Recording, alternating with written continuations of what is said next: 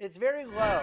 On average, we find that there is 1 to 2 positions in a given year. There's some years that have been zero, some years that have been two. It's probably averaged about 1 position a year that we end up liquidating entirely, and usually for good reasons. So, for example, this year we have sold Broadcom and we have sold Apollo with massive gains, simply because we believe that the dividend yield got to be so low on a valuation metric because of outsized gains that opportunity cost was calling us to move into better dividend growth prospects going forward. Broadcom, in particular, grew the dividend 14% per year in the 5.5 years we owned it, but we achieved a 1,600% return in that period. So we got paid for many years of dividend growth. And at that point, we're now sitting at a 1% yield that we didn't believe Broadcom had a chance to grow back into our normal criteria. So we made the decision to sell it. That's a good example of a sale. It was a similar criteria with different numbers earlier in the year with Apollo. In the last couple of years, we had a similar success story with Federal Express and with Cardinal Health.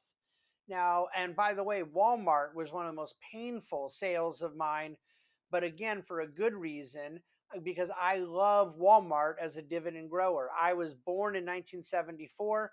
Walmart went public in 1973, and Walmart grew the dividend every single year of my life.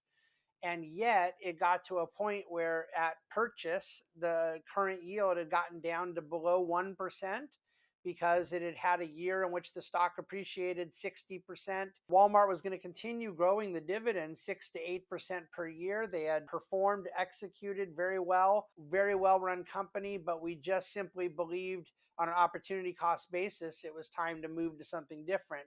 And that's an example of a sale we had effected last year. On a negative side, we have had in past years cases where we became convinced that the dividend was vulnerable.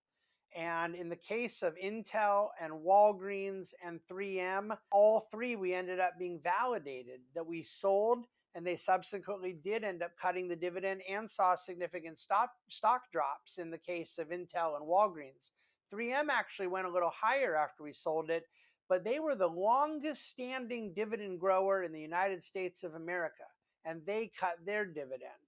But we did a very deep fundamental analysis about some of their municipal business exposure and some of the litigation risks that they had, and believed that the dividend was vulnerable. And so we ended up being validated in our decision to sell it. So those are examples of turnover that we don't like, but were still the right thing to do. The other examples are success story turnover. But on a percentage basis, most of our turnover measurable in the portfolio comes from trimming gains back to target weightings, not from wholesale removal of positions.